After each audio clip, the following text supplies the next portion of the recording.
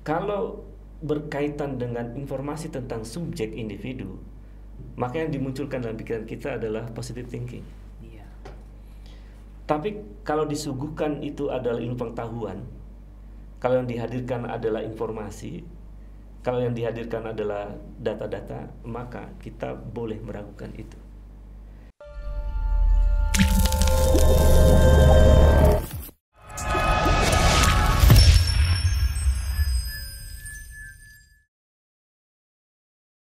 Assalamualaikum warahmatullahi wabarakatuh. Halo teman-teman Sosantuy, kembali lagi di podcast Etnomedia jurusan Sosiologi dan Antropologi. Nah, bersama saya Dimas Julianto. Kali ini saya bersama Pak Ubedillah Badrun SPD MSI. Beliau adalah dosen Sosiologi Politik di Universitas Negeri Jakarta. Nah, beliau sendiri juga merupakan kandidat doktor Sosiologi Politik di UNAIR. Terus pengamat politik, dan juga sekarang beliau menjabat di Ketua Asosiasi Program Studi Sosiologi Antropologi Indonesia atau APSANDE ya Pak? Iya, betul. Gimana Pak kabarnya hari ini Pak? Alhamdulillah sehat. Ini Alhamdulillah boleh sehat. dibuka ya? Oh boleh Sudah Pak. Oh iya, prokes, mohon izin ya teman-teman sekalian. Yes, kita sudah prokes semuanya. Alhamdulillah sehat saya, Mas Dimas. Alhamdulillah sehat ya Pak. Kembali bisa beraktivitas. Mudah-mudahan COVID segera berlalu ya. Iya Pak. Begitu juga dari mahasiswa Pak. Oh, Karena iya. pembelajaran tentu Iya, hampir 2 tahun ya. hampir 2 tahun Pak. Di depan handphone, di depan komputer terus. Betul Pak, seperti itu. Pak. Jadi anak sosiologi antropologi tapi asosial gitu. Itu dampak lain dari COVID. Iya Pak, seperti itu Pak. Hmm. Nah,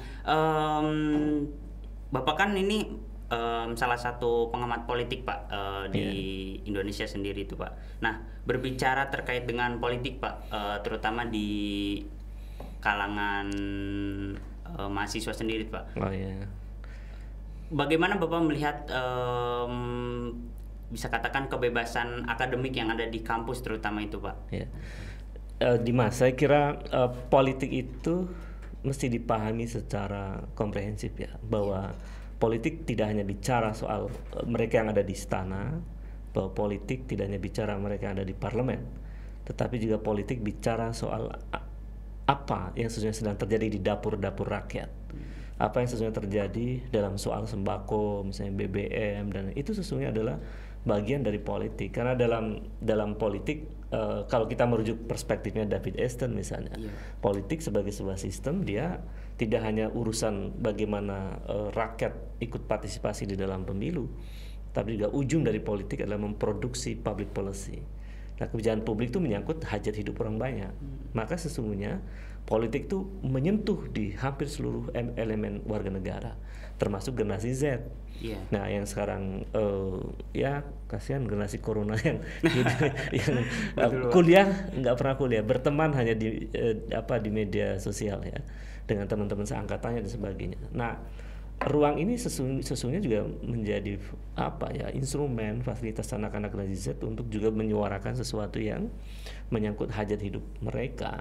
Jadi mahasiswa saya kira di kampus yang dijamin kebebasan akademik mestinya berani bersuara ketika kepentingan-kepentingan mereka terganggu, kepentingan-kepentingan rakyat bahkan dieksploitasi misalnya, atau ada perilaku yang justru menghadirkan ketidakadilan. Saya kira generasi Z adalah generasi yang paling menjadi korban di masa depan. Kalau saya cek di datanya itu kan generasi Z ini jumlahnya 27%. Iya. Satu generasi yang jumlahnya terbesar di Indonesia. Sebelum ini kan ada generasi milenial, jumlahnya sekitar 25%. Jadi kalau generasi milenial digabung dengan generasi Z, itu jumlahnya 52%. Itu angka yang menentukan masa depan Republik. Nah, generasi milenial itu yang lahir tahun 80-an. Kalau kita pakai pandangannya siapa? William Strauss dan lain-lain itu. Sementara generasi Z yang lahir era tahun 96 2000-an ke sini. Jadi ini jumlah yang sangat besar, 52%. Mestinya 52% punya kepentingan tentang masa depan mereka. Jadi kalau undang-undang KPK itu justru menyuburkan korupsi misalnya, karena dilemahkan ya, itu yang dirugikan generasi Z. Karena kalau korupsi merajalela itu artinya ratusan triliun dikorupsi, mendingan untuk generasi Z kan kuliah gratis misalnya kan, dapat beasiswa sampai profesor ya, sampai doktor gitu. Itu saya kira jauh lebih bermanfaat. Artinya apa yang sekarang terjadi di arena politik dampaknya sangat besar untuk generasi Z, termasuk undang-undang Omnibus Law misalnya. Bagaimana undang-undang itu memberi semacam karpet merah bagi oligarki dan semacam regulasi untuk membuat generasi Z menjadi generasi yang semata-mata pekerja ya, karena status outsourcing di banyak perusahaan bahkan di kementerian nanti akan menjadi status paling besar gara-gara undang-undang Omnibus Law itu. Jadi ya masa depan generasi Z sebetulnya sedang dalam bayang-bayang yang ketidakpastian. Iya Pak, betul sih Pak. Itu yang sebenarnya dari sisi mahasiswa sendiri dan saya sendiri gitu ya Pak, sebagai mahasiswa itu merasakan dampak yang hampir sama gitu seperti itu. Dan apa ya, mungkin dari sisi mahasiswa itu ada dalam tanda kutip rasa ketakutan Pak dalam menyuarakan itu. Gimana Pak itu Pak? Pandangan Bapak sendiri gitu Pak. Takut itu sesuatu yang wajar sebetulnya di dalam setiap manusia, tetapi ketakutan itu sesungguhnya dalam ranah politik, dalam ranah hak asasi manusia itu harus sudah selesai, karena ada apa istilahnya itu kebebasan dari rasa takut. Ya, freedom of fear ya. Bagaimana rasa takut itu harus hilang di dalam setiap generasi. Apalagi takut berbicara itu sebenarnya yang rugi bukan hanya generasi Z, tapi juga negara ini rugi. Ketika generasi Z itu dibungkam, ya, semangat kritiknya hilang, yang rugi negeri ini. Maka kampus yang membelenggu kebebasan berpendapat mahasiswa itu sesungguhnya dia sedang membunuh masa depan republik ini. Apa argumennya? Kritik itu, critical thinking itu bagian penting untuk melahirkan inovasi. Jadi kreativitas, inovasi, ide baru itu nggak mungkin hadir, nggak mungkin muncul tanpa kritik. Makanya kritik menjadi bagian integral dari apa yang disebut dengan higher order thinking skill, keterampilan berpikir tingkat tinggi itu. Nah kalau kritik-kritik di kampus dibungkam, lalu generasi Z menjadi takut, saya kira ini masa depan yang buruk bagi sebuah negara. Jadi kalau kampus membungkam, itu kampus punya kontribusi tuh membuat masa depan suram.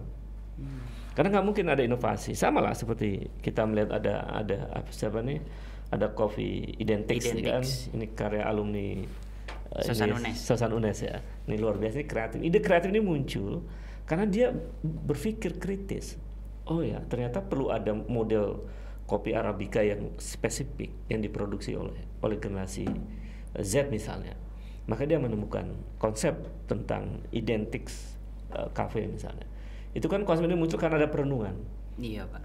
Ada semacam diskursus dalam pikirannya, ada perdebatan, ada pertanyaan-pertanyaan kritis. Jadi nggak mungkin ada ide kreatif kalau tidak ada kritisisme. Oleh karena itu kritik menjadi bagian penting bagi masa depan republik. Tapi kembali lagi ke ke kebebasan itu Pak. Nah kalau dari sisi mahasiswa kan ketika mahasiswa itu menyuarakan suatu aspirasi terus juga pandangan dan lain sebagainya, kadang kan ketakutan itu tiba-tiba muncul karena mungkin kurangnya bisa dinamakan backingan dia dalam berargumen seperti itu. Nah, kalau dari pandangan Bapak sendiri untuk menghadapi kasus-kasus seperti itu bagaimana, Pak? Ya, misalnya bisa dilaporkan undang-undang ITE. Iya, itu, Pak. Nah, begini, kritik itu muncul biasanya ada realitas yang berbeda antara idealisme dengan realitas, antara sesuatu yang objektif dengan sesuatu yang terjadi di tengah-tengah masyarakat. Nah, maka kritik yang mampu membongkar persoalan-persoalan serius yang ada di tengah-tengah masyarakat atau di negara atau di konteks kampus, itu kritik yang berbasis pada data sebetulnya. Jadi selagi teman-teman mahasiswa itu mengkritik menggunakan data, menggunakan argumen yang kokoh berbasis pada sains misalnya dan lain-lain, maka tidak boleh takut di situ. Karena kampus ini adalah, kalau dalam teknologi historisnya, kampus itu adalah magistrorum scholarium. Kampus itu adalah entitas kaum akademik di mana pikiran-pikiran berbeda diletakkan di meja diskursus. Pikiran-pikiran berbeda itu sesuatu yang menjadi gizi dari universitas. Jadi kalau posisi magisterium scholarium itu hilang, ya itu bencana buat universitas, bahkan bisa menjadi bencana peradaban masa depan Republik ini. Jadi saya kira mahasiswa tidak perlu takut ketika bicara soal sesuatu yang memang menurut mahasiswa ya, menurut teman-teman generasi Z ini ada masalah yang sangat serius. Katakan bahwa ini adalah problem, katakan ini adalah sesuatu yang tidak benar. Basisnya data. Jadi kalau datanya valid, ya kenapa harus takut? Kan itu. Dan kalau kita nggak menyerang seseorang secara personal, tidak menuduh, tidak fitnah, saya kira nggak ada masalah. Kira-kira itu, nih Mas. Ini boleh diminum ya, Mas? Iya Pak. Sambil diminum ya, teman-teman. Baik Pak. Sebelum lanjut mungkin ini ada teman saya yang ikut. Oh, mau join ya? Mau join juga. Boleh. Siapa namanya? Ini namanya Mbak Eka. Oh, Mbak Eka, silakan Mbak Eka. Hostnya keren-keren. Nah, kalau ada generasi Z yang berpikir kritis dan mau berdialog pada isu-isu kebangsaan, saya kira bagus. Isu-isu besar ya, isu-isu kampus, academic freedom. Makanya saya begitu tahu ada etnomedia. Ya, dosen teman-teman Pak Bayu siap insya Allah bersama-sama anak-anak generasi Z. Siap. Baik, silakan Mas Dimas, Mbak Eka ya. Iya itu Pak. Mungkin kita lanjut ya teman-teman. Saya ngelihat nih Pak Ubed ini sering tampil di televisi juga gitu ya, sebagai pengawat politik. Nah, ada nggak sih Pak kayak semacam perbedaan ketika Bapak sendiri dulu menjadi mahasiswa, mungkin generasi Bapak gitu, ada nggak Pak perbedaan antara mungkin aktivitas politik ataupun pada zaman itu dengan sekarang ini Pak, seperti itu Pak? Ya. Perbedaan paling mencolok itu sebenarnya kehadiran teknologi. Jadi informasi yang luar biasa inovasinya itu membuat situasi kampus di masa lalu dengan sekarang sangat berbeda. Misalnya di masa saya kuliah, pikiran-pikiran kritis itu juga diawasi, bahkan diikuti gitu ya. Dulu ada istilah namanya Intel Melayu gitu ya, yang jualan bakso pakai HT. Oh iya. Nah, itu terjadi di masa itu. Tapi sekarang proses pengawasan pada kelompok-kelompok kritis itu dilakukan berbasis digital. Dia lebih canggih sekarang. Bisa dengan basis digital itu memudahkan mereka untuk mengambil celah kelemahan dari kelompok kritis mahasiswa misalnya. Tetapi secara umum kondisi kampus juga waktu itu membelenggu juga sebetulnya. Kita juga agak takut waktu itu. Tetapi kita yakin sesuatu yang benar dengan argumen saintifik yang bagus, pada akhirnya kebenaran itu yang akan diterima oleh rasionalitas publik. Jadi misalnya ya, hari ini misalnya ada satu isu yang penting soal korupsi, Dimas. Korupsi itu siapapun dari unsur masyarakat pasti membenci. Iya. Ya kan? Apalagi korupsi di tengah rakyat sedang menderita. Ya kan? Korupsi uang bansos lagi misalnya kan itu. Itu pasti semua orang nggak suka. Jadi artinya secara rasionalitas publik, isu korupsi itu pasti mendapat dukungan publik yang luar biasa. Pasti akan mendapat dukungan yang luas dari masyarakat. Nah, pada titik itu isu yang didukung oleh masyarakat nggak usah takut kita bicara, karena faktanya dengan data yang kita miliki memang menunjukkan bahwa indeks korupsi negeri ini memang buruk. Angkanya kan 37 tuh, dari skor antara 0 sampai 100. Jadi angka yang begitu rendah ya membuat kita jadi paham bahwa rakyat memang nggak suka dengan praktek koruptif itu. Kira-kira itu sih Mas. Jadi situasinya memang berbeda, ada perkembangan teknologi, tetapi pola-pola represi itu memang agak mirip-mirip, tekanan-tekanan mirip-mirip. Jadi di situ tantangan buat generasi Z untuk lebih kreatif ya, mencari solusi dari keadaan seperti yang sekarang terjadi. Ya Mas.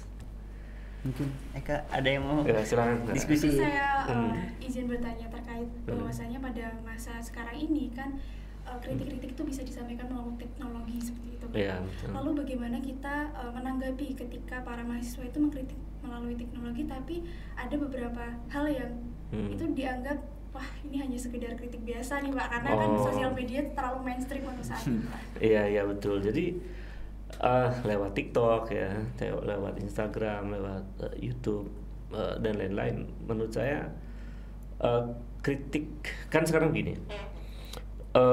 Kalau kita ingat ada satu pemikir dari Mazhab Frankfurt di Eropa, namanya Habermas.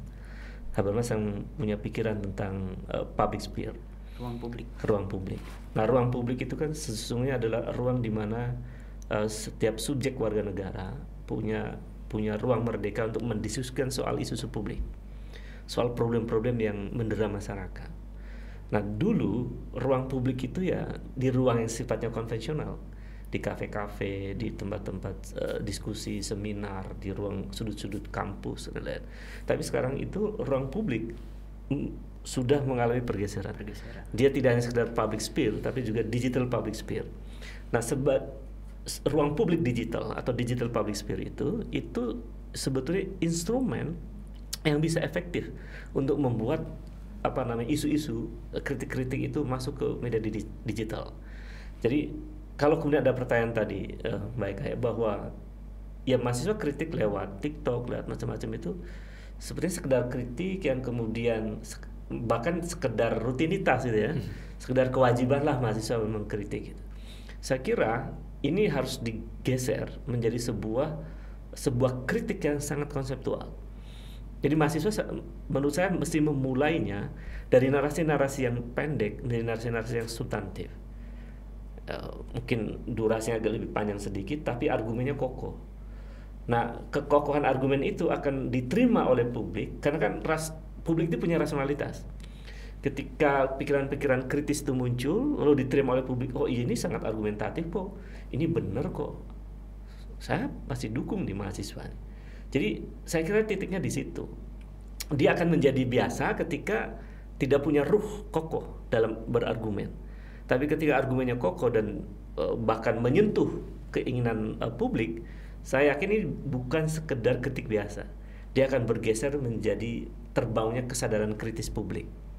Nah, kalau kesadaran kritis publik itu meluas, saya kira gelombang kebenaran itu tidak akan bisa dibendung oleh siapapun, meskipun kekuasaan itu otoriter. Jadi saya kira poin besar di situ adalah membangun kesadaran kritis publik. Ketika kritik melalui media sosial itu dia lebih berkualitas, bukan sekedar kritik satir biasa misalnya, tetapi ada kualitas di balik kritik dari generasi Z itu. Itu Mbak Eka. Mudah-mudahan generasi Z ini ya tetap semangat ya untuk ya berpikir kritis. Iya Pak. Nah itu sih Pak yang menarik juga bagi saya ketika kita meluapkan kebebasan kita di era digital ini, terutama gitu lewat Instagram, lewat TikTok, terus juga lewat media atau platform sosial lainnya, itu menjadi salah satu media yang bisa memberikan sumbangsi kritik ya mungkin bagi kita katakanlah kampus, terus juga pemerintah lah kayak gitu.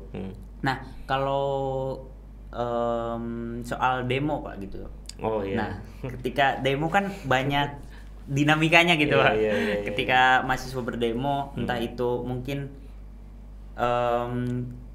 kami sendiri jadi mahasiswa kan istilahnya pernah bolos gitu Pak untuk demo gitu. Nah itu gimana tuh Pak ketika pernah bolos ya demo ya? Kalau dosennya saya kasih A itu. Pengalaman itu Pak, soalnya Pak. Ini kalau didengar bisa rame ya.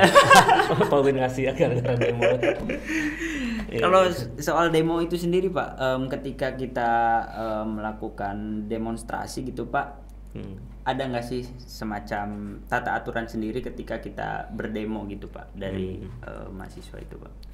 Demonstrasi itu kan hak politik ya, dan itu dijamin oleh konstitusi kalau tidak salah pasal 28 Undang-Undang 45 bahwa negara menjamin kebebasan setiap penduduk untuk berserikat, berkumpul, mengeluarkan pendapat. Itu kan artinya secara konstitusional demonstrasi itu bukan sebuah kejahatan. Secara konstitusional demonstrasi itu bukan sebuah pelanggaran. dia adalah hak warga negara dan dijamin oleh konstitusi. Jadi siapa yang menghalang-halangi demonstrasi, sesungguhnya dia melanggar konstitusi. Itu prinsip penting. Karena itu ada di dalam Undang-Undang 45, bukan di dalam aturan biasa ya. Yeah. Ada di dalam Undang-Undang 45. Yang kedua, di undang-undang juga ada, Mas.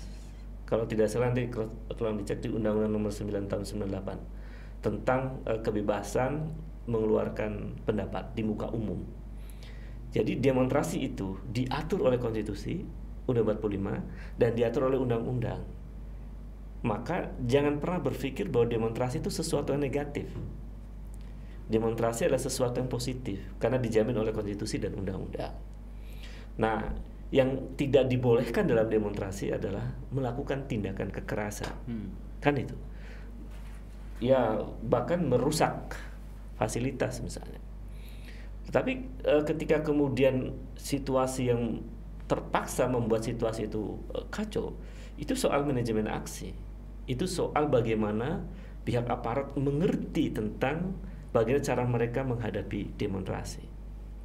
Jadi bagi saya yang kita pahami bahwa setiap warga negara memiliki hak untuk menyampaikan pendapat semacam itu. Jadi demonstrasi itu sesuatu yang legal secara konstitusi dan secara hukum. Dan mahasiswa ya nggak usah takut juga demonstrasi. Cuman kan pertanyaannya seberapa efektif demonstrasi mampu memberi pengaruh pada publik, bahkan sesuai dengan target mahasiswa misalnya. Misalnya mahasiswa demonstrasi tentang UKT misalnya. Ya, targetnya apa? Targetnya UKT tidak naiknya terlalu tinggi misalnya. Itu kan sesuatu yang boleh. Apa nggak boleh lalu ditangkap? Enggak. Itu kan boleh. Jadi tidak perlu takut juga demonstrasi. Tetapi bagaimana kemudian cara demonstrasi yang efektif, yang kemudian berhasil, itu ditentukan oleh dua hal sebetulnya. Mungkin juga banyak hal, ya. Tapi saya ambil dua saja. Yaitu ditentukan oleh sejauh mana isi atau tuntutan itu memiliki alasan-alasan kuat. Itu satu. Jadi kalau alasannya kuat, saya yakin tuntutannya akan didengar. Yang kedua, sejauh mana mahasiswa militan menyampaikan pendapatnya di muka umum. Jadi kalau misalnya Dimas sama Mbak Eka demonstrasi menuntut bukan turunkan rektor ya. Kenapa ketawa? Nggak tahu itu, Pak. Tiba-tiba ketawa aja. Ini kayak ada harapan tersembunyi. Ada harapan tersembunyi. Misalnya turunkan UKT misalnya, atau kurangi UKT misalnya kan. Nah, itu kan tuntutan yang mudah didengar oleh publik ya, mudah dipahami dengan alasan yang kokoh. Ya, itu bisa menjadi isu se-UNES atau isu sekampus di seluruh Indonesia, sehingga ada dukungan publik di situ. Ketika dukungan publik meluas, ya dia akan berpotensi untuk dimenangkan dalam pertarungan di media ya, di media mainstream maupun non mainstream. Tapi ini tidak cukup untuk memenangkan gagasan. Faktor kedua adalah militansi. Jadi kalau demonya hanya seremonial misalnya, bawa poster jalan, terus demonya mulai jam berapa biasanya di sini? Jam 1 misalnya. Jam 1 siang. Jam 1 siang. Begitu teng maghrib bubar itu seremonial. Atau jam 1 sampai jam 4 bubar itu seremonial. Artinya mengukur militansi itu pada kebertahanan gerakan aksi itu. Jadi kalau makin militan itu makin membuat ketakutan para pengambil keputusan. Makin militan itu makin menunjukkan bahwa mahasiswa ini serius memperjuangkan itu. Dan biasanya militansi memberi pengaruh pada keputusan-keputusan berikutnya. Jadi kalau sekedar seremonial ya sudah didengar cukup. Nah, kalau sekedar dibatasi waktu setelah itu berhenti demo, itu ditentukan oleh kemampuan di media. Apakah mampu melakukan optimalisasi di media sosial dan media lain. Kalau demonstrasinya seremonial tapi kemudian hanya dibatasi waktu begitu ya, kemudian di media nggak di-maintain, nggak dijadikan sebagai isu penting, ya sudah nggak bakal efektif mencapai tujuan. Jadi saya kira mungkin dua faktor itu bisa menjadi faktor apakah sebuah demonstrasi itu berhasil atau tidak. Tapi kalau jadi mahasiswa nggak pernah demonstrasi, itu rasanya dia tidak punya memiliki kekayaan pengalaman. Kira-kira itu. Jadi memang perlu gitu. Ketika ada problem rakyat yang memang perlu dibela mahasiswa, ya mahasiswa mesti membelanya. Dan kampus nggak usah juga paranoid ya terhadap demonstrasi. Jadi saya karena berbahaya kalau kampus paranoid. Mahasiswa itu apa ya, mitra kan sesungguhnya. Jadi mahasiswa kan punya pikiran, punya otak. Jadi kalau kampus mau berdialog itu jauh lebih baik. Jadi tapi perdebatannya itu perdebatan yang equal. Nah, kampus itu tadi saya katakan magisterium scholarium. Dia adalah entitas akademik yang di dalamnya memberi ruang bagi semua persoalan, sehingga hal-hal etik juga harus dipegang teguh. Jadi ada marwah kampus, yaitu yang disebut marwah universitas. Itu ada kaitannya dengan moral universitas. Makanya rektor itu bukan birokratik leader, tapi rektor itu adalah academic leader. Dia scientific leader. Nah, artinya kalau rektor itu adalah academic leader, agenda utama rektor itu adalah menumbuhkan ilmu pengetahuan, menumbuhkan ide-ide kreatif di semua ilmu pengetahuan yang ada di universitas ini. Nah, tapi kalau rektor itu adalah leader, birokratik leader, administrasi leader, dia sibuk ngurusin hal-hal remeh-temeh yang terkait dengan administrasi. Jadi urusan administrasi saja. Pada kampus itu harusnya menemukan ide baru, inovasi di bidang pengetahuan yang baru. Rektor harus menantang dosennya untuk menemukan karya-karya baru. Harusnya itu, sehingga kemudian kita memiliki kebanggaan. Ya, kampus itu betul-betul kampus tuh auranya ilmu pengetahuan. Tapi kalau itu tidak, ya bahaya. Ilmu pengetahuan kan bukan hanya ilmu pengetahuan natural science ya, tapi juga social science. Jadi ide tentang demokrasi, ide tentang kebebasan berpendapat, ide tentang hak asasi manusia, ide tentang etnografi misalnya, yang dengan model-model yang baru yang di teman-teman di antropologi kan banyak ide debat. Jadi menurut saya itu yang harus ditumbuhkan. Ya, kalau rektor sibuknya lobby-lobby politik, ya bencana buat kampus gitu. Kan gitu. Lobby politik sebagai rektor nggak ada masalah, tetapi kalau itu menjadi agenda yang sangat intens, di dalam pikirannya itu hanya lobby politik, itu berbahaya buat kampus. Karena kampus adalah satu entitas akademik dia, bukan entitas politis. Nah, kira-kira itu. Cukup menarik memang ya ketika berbicara terkait dengan kebebasan akademik, tentu banyak ya sangat kompleks lah. Kalau kabar generasi Z gimana nih? Gimana Pak ya kabar generasi Z? Kabarnya seperti apa nih Pak? Kabarnya. Apakah masih optimis tentang masa depan Republik ini? Karena jumlah generasi Z ini luar biasa ya. Iya Pak. Dengan angka yang tertinggi 27% itu, saya yakin ini menentukan masa depan Republik. Jadi kalau teman-teman generasi Z di UNAS ini ya beku gitu, nggak ada ide kreatif, nggak inovasi, bahkan nggak kritis misalnya, saya kira itu catatan atau persoalan yang cukup serius buat masa depan Republik ini, termasuk masa depan di Semarang ya. Yang dalam konteks politik kan juga perlu kan, generasi Z ini generasi terbesar di Semarang misalnya, bagaimana menentukan Jawa Tengah dalam isu elektoral ya, dalam pemilu misalnya. Saya kira mesti bersuara lantang untuk kepentingan masa depan generasi Z kan. Tapi saya nggak tahu apa yang sedang terjadi di generasi Z di Semarang ya dan sekitarnya. Kan yang tahu teman-teman lah ya. Iya Pak. Saya hanya menerka-nerka ya, menganalisis.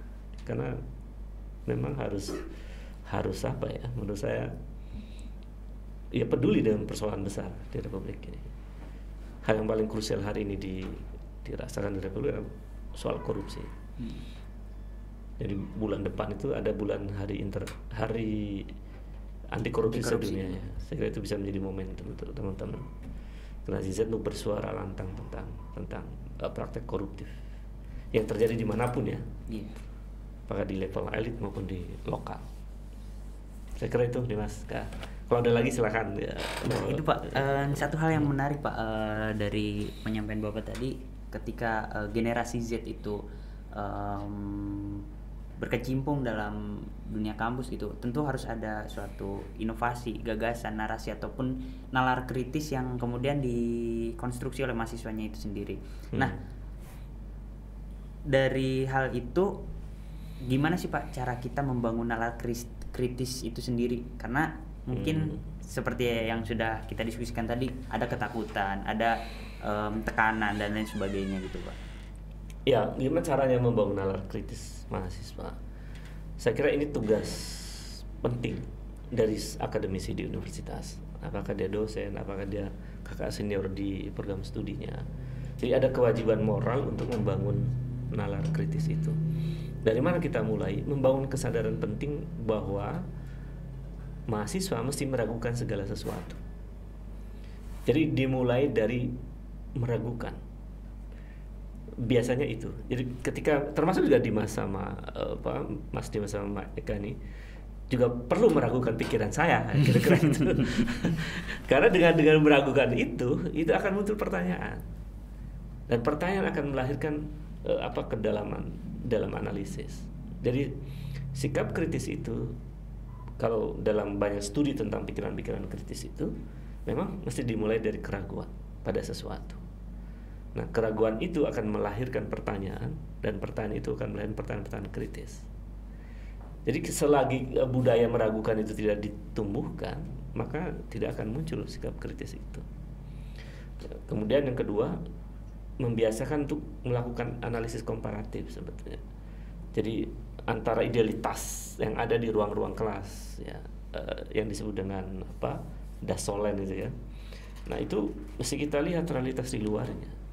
Jadi ketika kita mengkomparasikan antara sesuatu yang ideal dengan realitas, maka di situ akan muncul pertanyaan-pertanyaan kritis.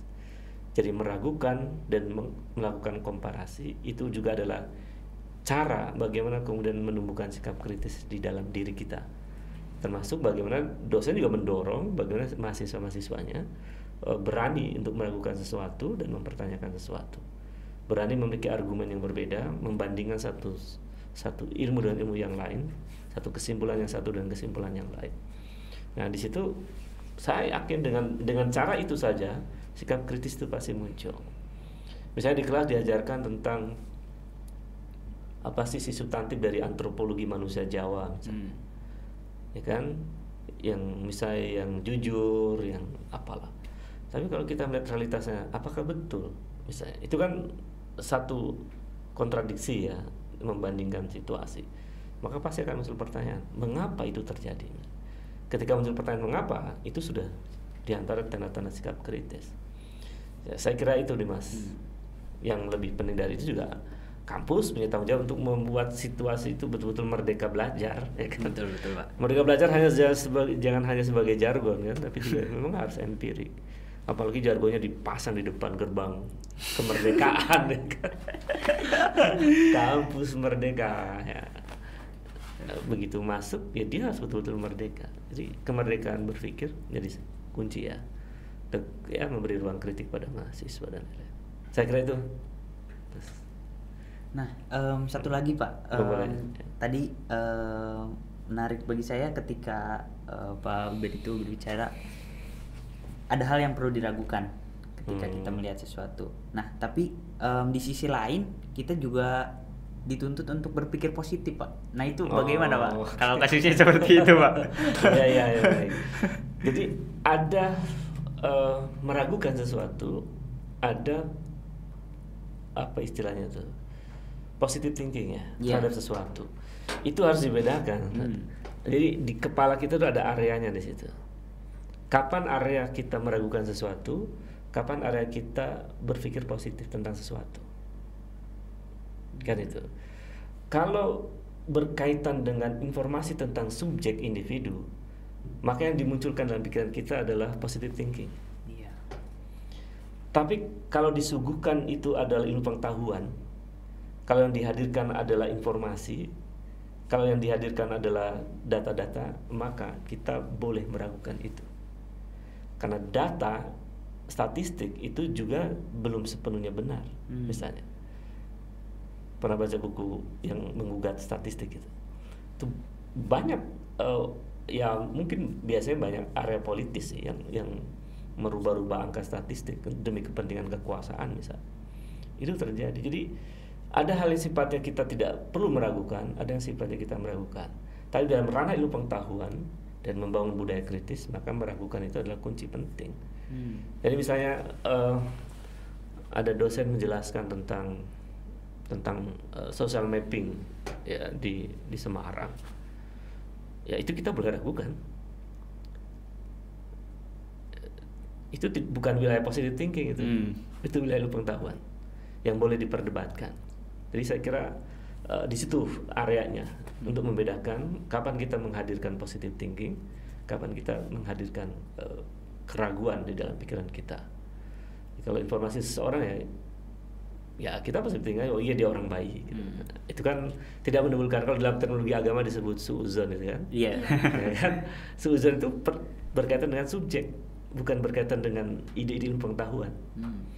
Nah, kalau semuanya suudzon pada ilmu pengetahuan, nggak ada ilmu baru, ya kan? Ketika para fisikawan bicara soal partikel terkecil adalah atom, ya cukup sampai di situ karena kita udah khusnuzon aja.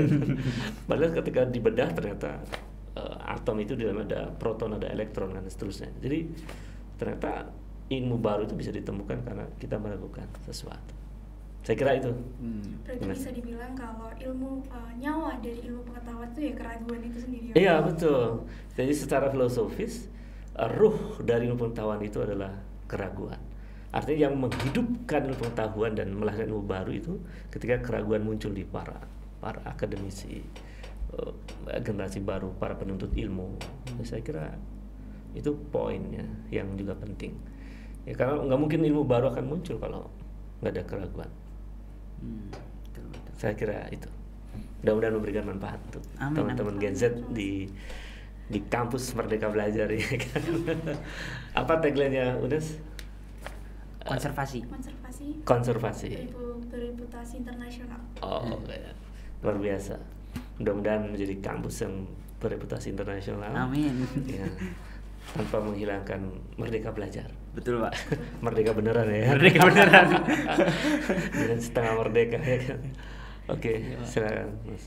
Iya, itu ya teman-teman, cukup menarik ketika kita berbicara terkait dengan kebebasan kita dari sisi akademik. Tentu kita menemui berbagai macam dinamika di situ, entah itu dari sisi mahasiswanya, terus juga kemudian aktivitas-aktivitas akademik lainnya seperti itu. Mungkin dari Pak Ubed sendiri ada mungkin pesan tersendiri, terutama untuk generasi Z yang berkecimpung dalam ruang lingkup seperti itu. Ya. Ada hal khusus nggak yang pengen disampaikan dari Pak Ubed? Saya kira negara ini sedang tidak baik-baik saja. Ada banyak problem yang sangat serius dalam soal demokrasi kita. Indeks demokrasinya terburuk sepanjang 14 tahun terakhir dengan skor 6,30 dan kebebasan sipil yang 5,59. Kondisi hak asasi manusia juga buruk dengan skor 2,9. Ekonomi juga buruk dengan angka pertumbuhan ekonomi yang tersendat, bahkan sempat minus 2,07. Korupsi juga merajalela dengan indeks persepsi korupsi yang 37 itu. Maksud saya, problem yang sedemikian berat itu, problem yang sedemikian banyak itu hanya bisa diselesaikan oleh generasi yang hebat.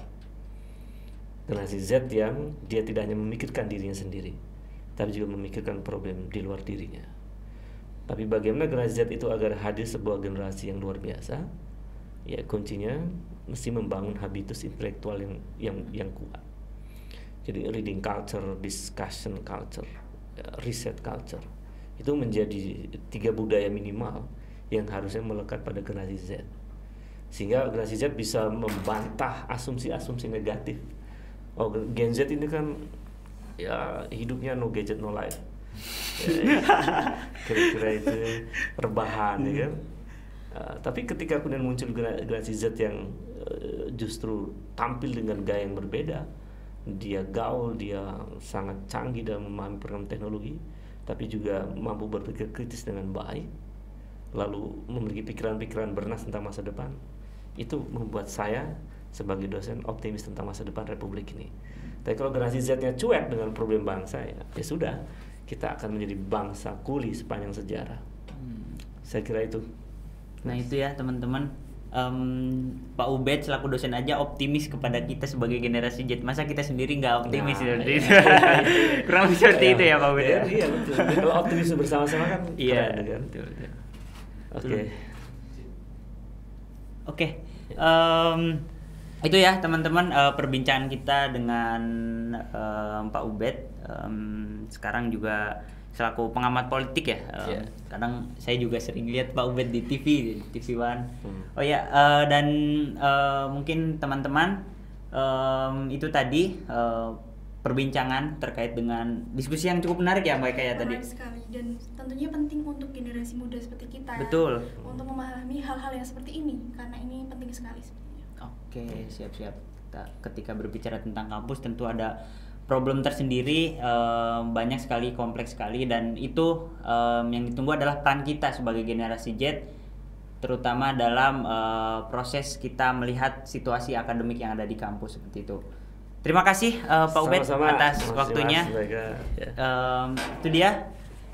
Teman-teman jangan lupa like, komen, dan subscribe akun YouTube-nya dari Etnomedia jurusan Sosiologi dan Antropologi UNES. Sampai jumpa. Sampai jumpa. Sampai bertemu dengan ilmu menarik lainnya. Dadah.